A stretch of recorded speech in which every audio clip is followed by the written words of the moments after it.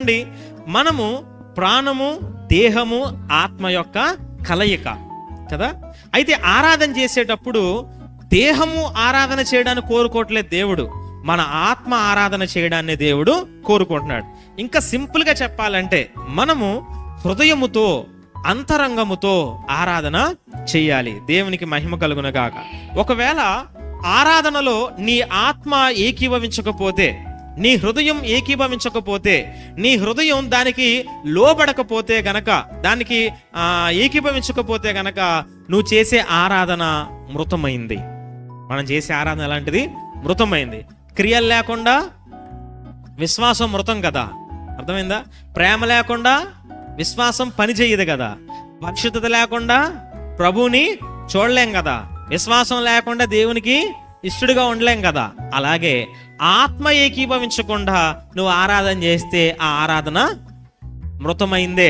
ఎందుకంటే దేవుడు దేహముతో చేసే ఆరాధన కోరుకోవట్లేదు. దేవుడు కోరుకునేది ఏంటి? ఆత్మతో చేసే ఆరాధన. ఈరోజు చాలా సంఘాల్లో ఆరాధనలు జరుగుతున్నాయి, మనం అందరం కూడా ఆరాధన చేస్తున్నాం. కానీ ఏం లాభం? మన చేతులు కదులుతున్నాయి, మన నోరు మాట్లాడుతుంది, అవసరమైతే నాట్యం ఆడుతున్నాం, కానీ హృదయం మాత్రం ఎలా ఉంది? కొంచెం చెప్పండి. హృదయం మాత్రం దేవునికి దూరంగా ఉంది. అందుకనే మత్తయి సువార్త 15వ అధ్యాయం 8-9 వచనాల్లో ఇలా వ్రాయబడింది. మత్తయి సువార్త 15వ అధ్యాయం 8-9 వచనాలు. ఈ ప్రజలు తమ పెదవులతో నన్ను గణపరచుదురు గాని వారి హృదయము నాకు దూరంగా ఉన్నది.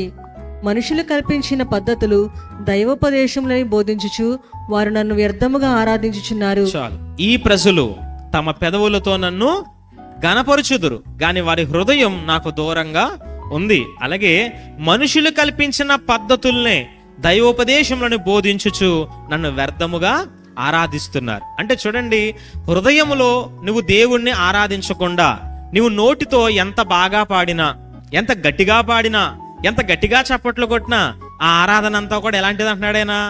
మృతమైంది, వ్యర్థమైంది అంటున్నాడు ఆయన. దేవునికి మహిమ కలుగునుగా. ఈరోజు మనం కూడా ఆరాధన చేశాం కదా. మీరు చెప్పండి, ఎంతమంది ఆత్మతో చేశారు? సరే, ఎలా చేశారు? మీరు ఆత్మతో చేశారా లేదా మీకు ఎలా తెలుస్తుంది అంటే, ఒక ప్రశ్న అడుగుతాను, చెప్పండి. మీరు ఆరాధన చేసేటప్పుడు మీ మనసు దేవుడి మీదే కేంద్రీకరించామండి, ఇంకా దేని మీదకి మా మనసు వెళ్ళలేదు అని అన్న వాళ్ళు ఉన్నారా? ఉన్నారా? అలా ఉంటే మీరు నిజంగా ఆత్మతో ఆరాధన చేసినట్టే.